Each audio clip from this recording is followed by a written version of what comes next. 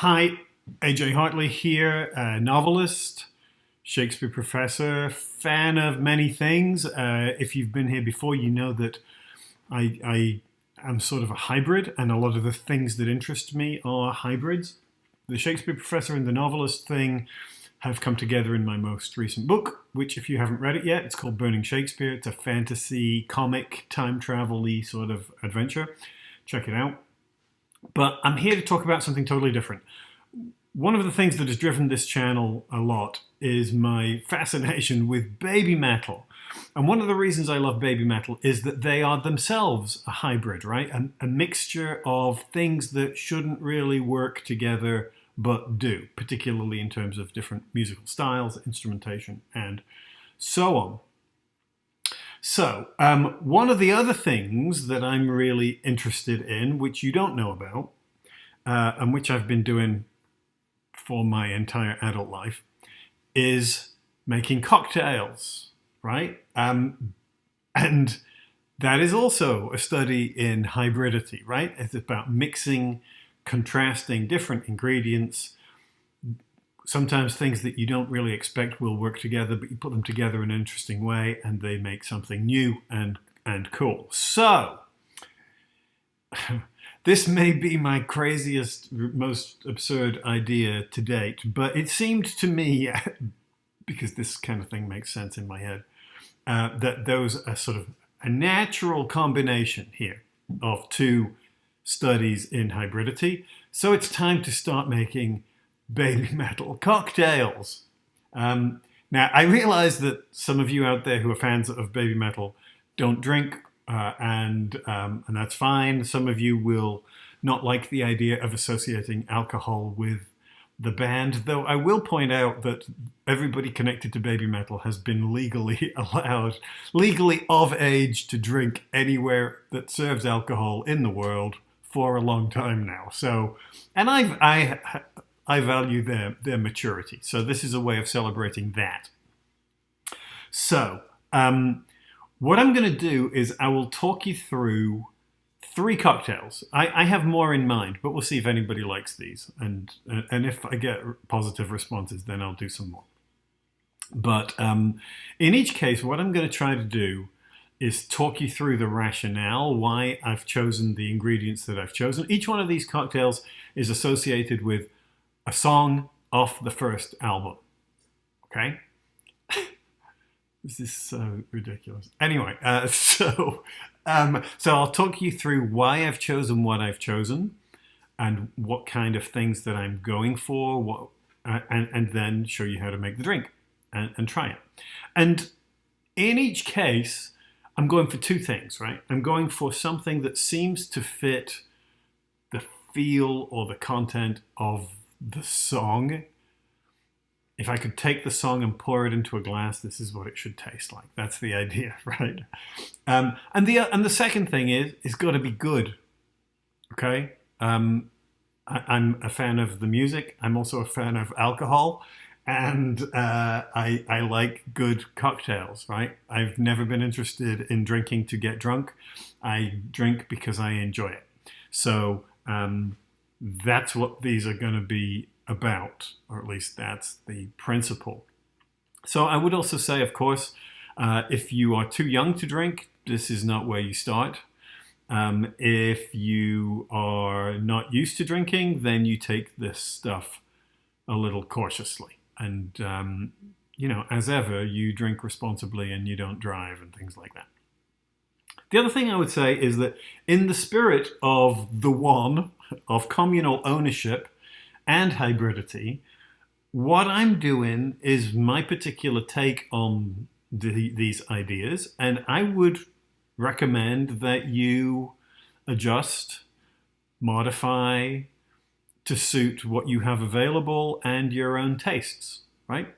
So what I'm going to give you is some examples, some ideas, and if you want to sort of tweak them a little bit, then as you wish, Okay, let's get to it.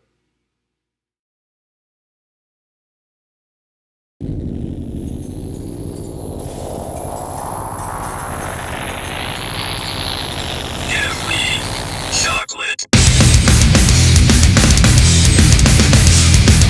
Yes, obviously. I mean, Gimme Chocolate is the gateway drug for many BabyMetal fans, so it seems like a good place to start introducing us to the BabyMetal cocktail world. And, you know, the ingredients for this are fairly obvious and straightforward, I think. So, let me say first that when you make a cocktail, precise measurements don't matter so much as what you know you're going to need in terms of what the glass will hold. I know that for my cocktail shaker, you could use a jigger measurement. My cocktail shaker, the cap, you know, a glass like this, a regular cocktail glass like this will hold 2 of these. So I tend to sort of make my measurements according to what I think the glass will hold. So let's start simple. Obviously, you're going to want a cocktail, you want a good chocolate ingredient for the cocktail for this. There are a lot available on the market. I've used Trader Vic's in the past, which is very much an alcohol with a chocolate flavor, as opposed to something more like Godiva, which is like an alcoholic liquid chocolate. And to me, for most recipes that call for a chocolate ingredient in a cocktail, that's better. If you just want a little chocolate flavor as an added thing, then the Trader Vic's style will work. But I'm using Dorda, which is very like Godiva. It's a little cheaper, and I think the flavor is just as good. So let's start with some ice in your shaker.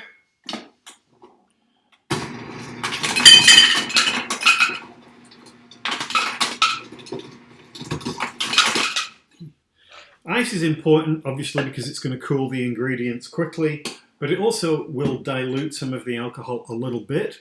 Obviously, you don't want the drink to sit in the shaker for too long, otherwise it will get too dilute and it starts to taste thin and not very interesting, right?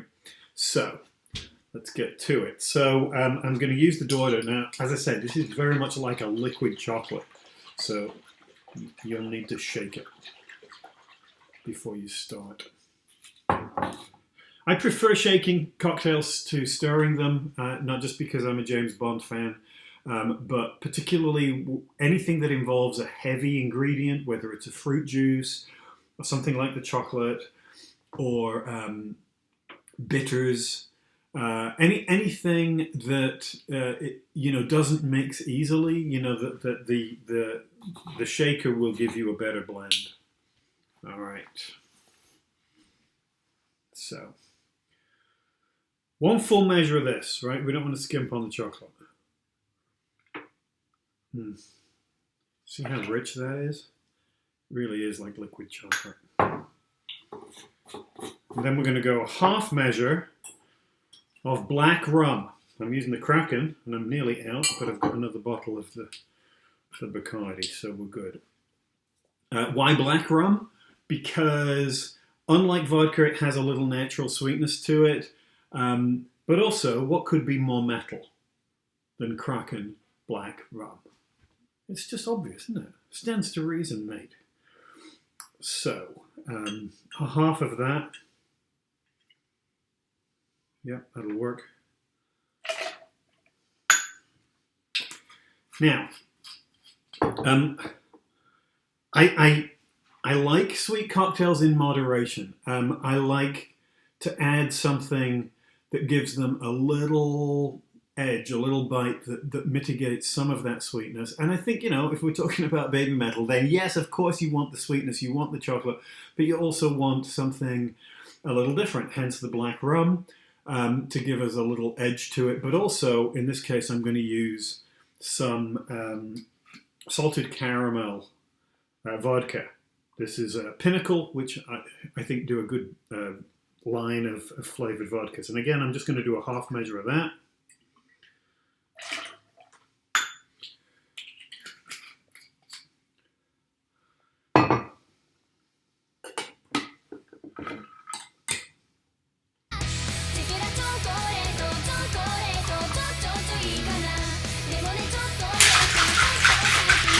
Okay, nice and brisk. As I say, Not too long. 6 or 7 seconds is it, I think. See how rich that is?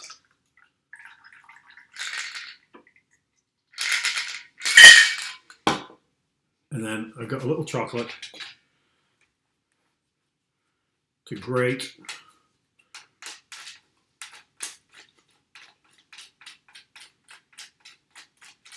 Better quality chocolate would be better because this is breaking. Just as a garnish. Yeah, see? Got a little chocolate on there. All right, let's try it.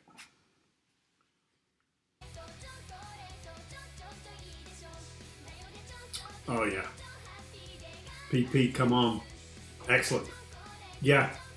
Again, you got the salt in the caramel just complicates the sweetness a little bit, but it's still really rich. Lovely. All right, good.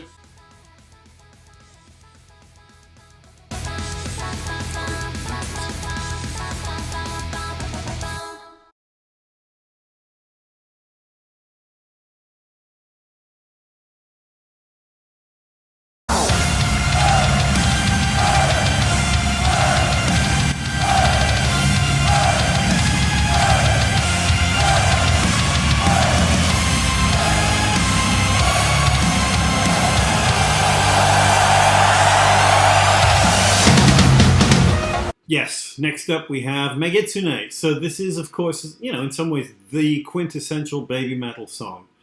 And it's the song which dips most clearly into sort of Japanese cultural references and history in its association with foxes, kitsune, megitsune, and their association with the inari,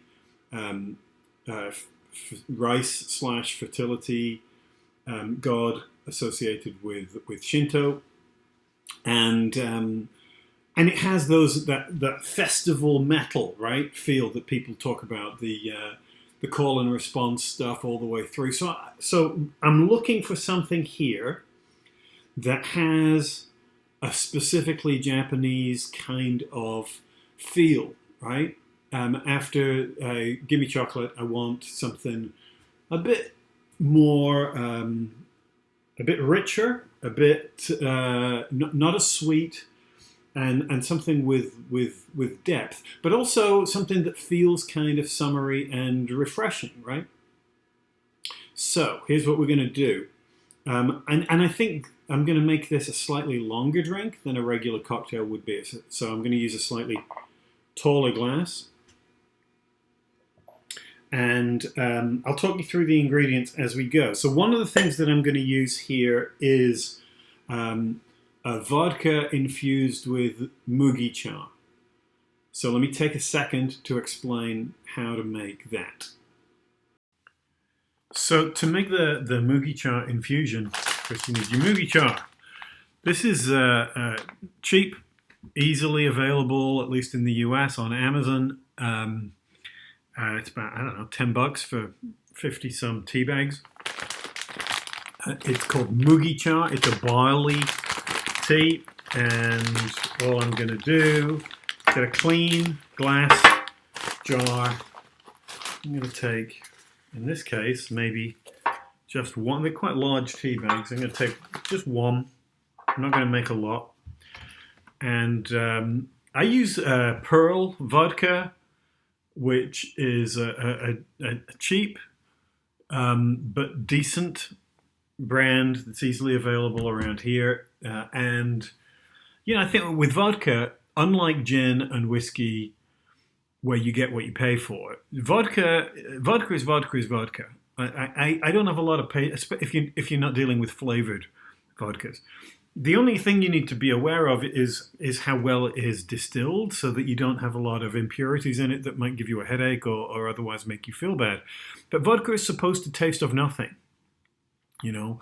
So people who insist on really high-end vodkas, I think that's crazy, and I think it's mostly designer drinking. We're supposed to be impressed by the fact that they insist on, you know, Grey Goose or Absolute or some higher-end version of those kind of things. I don't think it matters, and particularly if you're going to flavor it yourself. So in this case, this is Pearl, 40% alcohol by volume. That is 80% proof, 80 proof. And I got my 1 tea bag in here. And I am just going to pour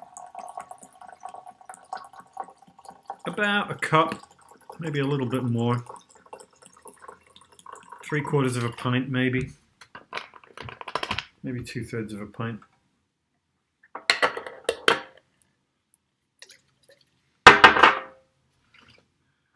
And I'm just going to let it sit. And we should be talking hours rather than days or weeks. And you want to use a container which is easy to get the tea bag out, because with teas you don't want it to sit too long or it will start to get bitter. That particularly with regular teas. You can buy tea infused vodkas, right? And particularly in the South, in the US, you know, Firefly is very popular, which is a southern sweet tea vodka. And what do you call it? Deep Eddy make a sweet tea vodka, which I prefer to the Firefly. The Firefly to me is a little too sweet. When I'm making cocktails, I don't want these ingredients to be very sweet. So even if I'm using something like the Deep Eddy, I will usually, when I'm mixing it with a drink, I'll cut it with regular vodka or some other ingredient that's going to take some of the sweetness out of it. But in the process, of course, you lose some of the tea flavor. So I think infusing is a really good way to do it, because it's really, really easy and fast. And I've done it with regular black tea. You can do it with green tea. I've had particularly good results with Earl Grey, which is a great cocktail ingredient.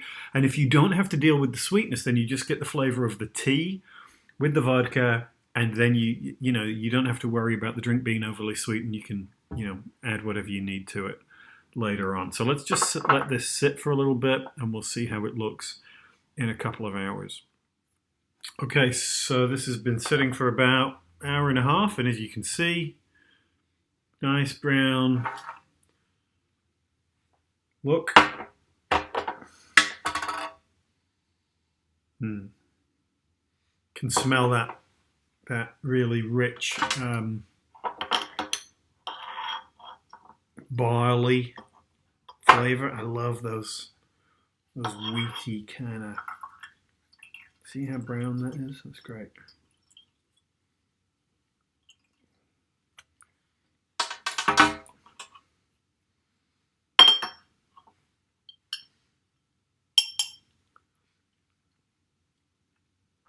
Yeah. Okay, that's good. Good. All right, so that flavor is well transferred into the vodka, and I stick that in the fridge, though it doesn't need refrigerating. It will keep forever, and I can use it whenever I want in whatever drinks I'm going to make. Good. Okay, now the other thing that I'm going to use is this ginger syrup. Now, I made this a while ago, so I don't have a little video of me making it. Basically, what I did was I bought root ginger, which is easily available and particularly cheap if you buy it at Asian food stores.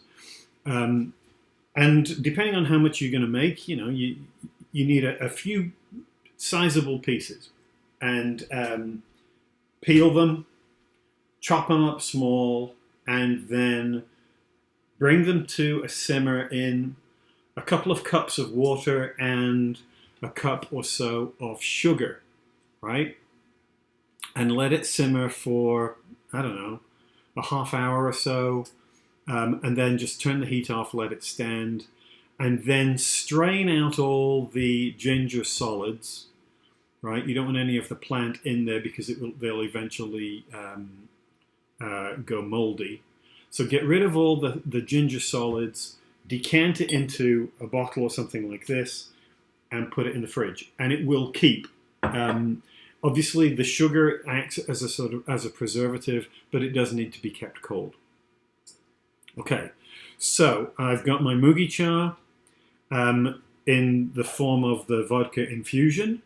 I've also got a glass of mugicha that I made actually with the same tea bag, and I have sake. So, and obviously, and you know, as with everything in these cocktails or with most cocktails, you don't need to spend a lot of money on the ingredients, right? You don't want the worst, cheap, nasty stuff, which is just unpleasant. But there's no need to spend a lot of money on it because you're going to be combining the flavors, and you know the chances of you having a palate sensitive enough to be able to tell a really high end sake um, from an ordinary one in a drink like this, I think, is slim.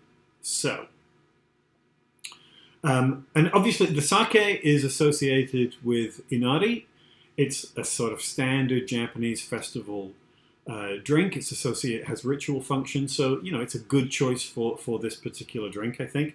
The mugicha, as I've already said, is a very sort of common summery Japanese drink, and ginger is a key element that you find in a lot of Japanese food. So it's this combination that I think we're going for here to get a nice sort of Megitsune kind of feel. I considered using a cucumber vodka for this,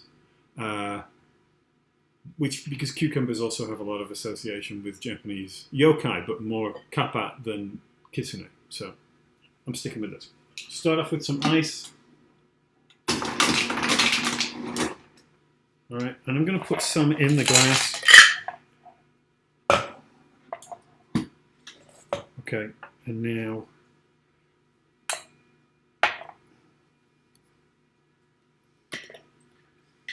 here's the mugicha vodka. I'm going to put about a half measure of one of these in, so it's not too strong.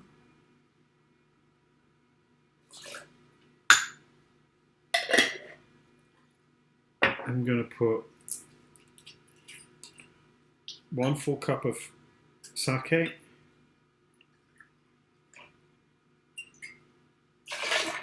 in there.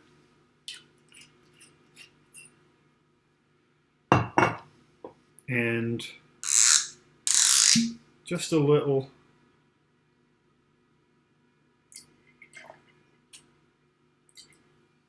of that. And we can adjust these to taste. And I'm going to add a little, maybe a half of this. As I said, slightly longer drink. And we can chop that up.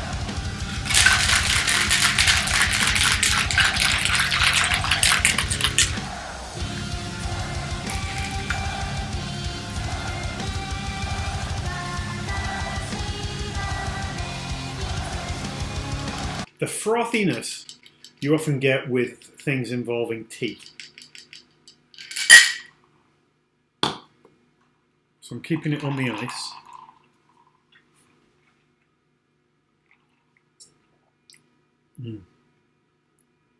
Yeah, it's nice. Could maybe use a little more ginger. But you're getting the sake. You're definitely getting the mugicha. The ginger's there, it's just a touch. So you might want to adjust this depending on what you like. But it's a good, light, summer, festival-y kind of drink. Yeah, it's nice. It's good, that. Kitsune Dao. You have to be careful with this, you know? There's enough sake and vodka in it, even though it tastes light and has the tea flavor and it's refreshing. It will creep up on you because. Cheers, kanpai.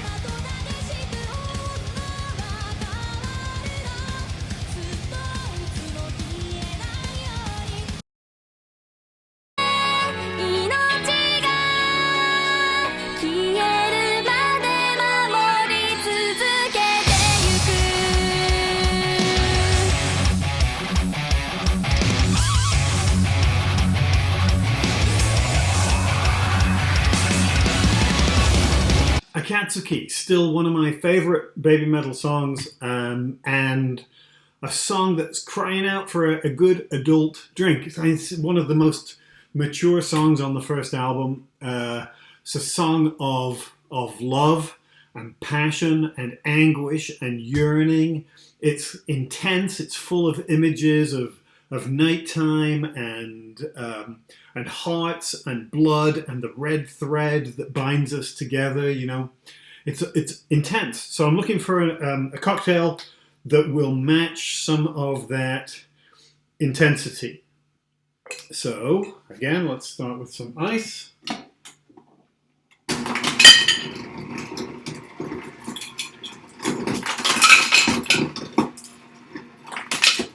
And I'm looking for also something that has not just the flavors of that kind of passion, but also the appearance of it. So I'm going to go with my core liquors are a whiskey, a Scotch whiskey. And, you know, again, doesn't need to be anything special. Don't spend a lot of money on a fancy Japanese Scotch. I'm using this I use Clan McGregor a lot for cocktails because it's cheap. It's a decent flavor, and particularly for cocktails, it just blends well with other things. It doesn't need to be anything particularly special. So we're going to go with a half measure. I use the little jigger thing. So in this case, it's a 1 ounce measure. It's quite small. I might need to put a bit more of that in. And then I'm also using a passion fruit vodka, right? Because it fits the song, right? Yeah, it smells great. So again, this is going to be another half measure. So this is another ounce. Add that in there. Whiskey and fruit might seem like an odd combination, but it actually works really, really well. There are a number of cocktail ingredients, you know, like triple sec and Cointreau and things like that actually blend really well with whiskey. So, you know, and this is going to be our major ingredient. And again,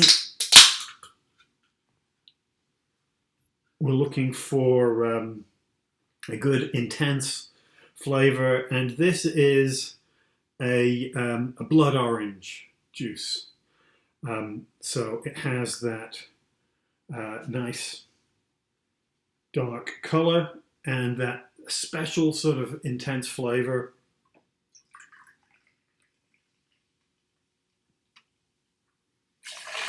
This is very slightly sparkling. This is an Italian import, but again, easy to get on Amazon, cheap, and buy a case of it for like 25 bucks or something. All right, so we've got the passion fruit, the whiskey, and the blood orange.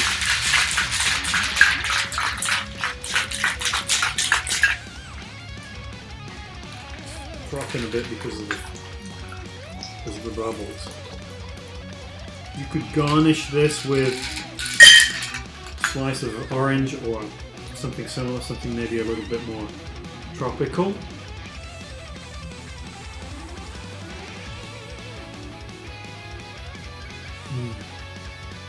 It's good. Yeah. That's nice. Yeah. I think it might need something a tiny bit.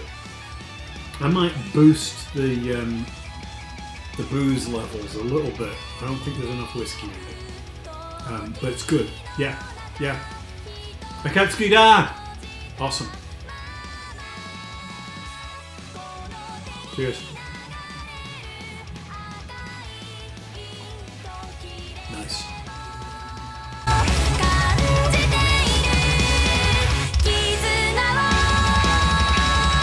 And that's it.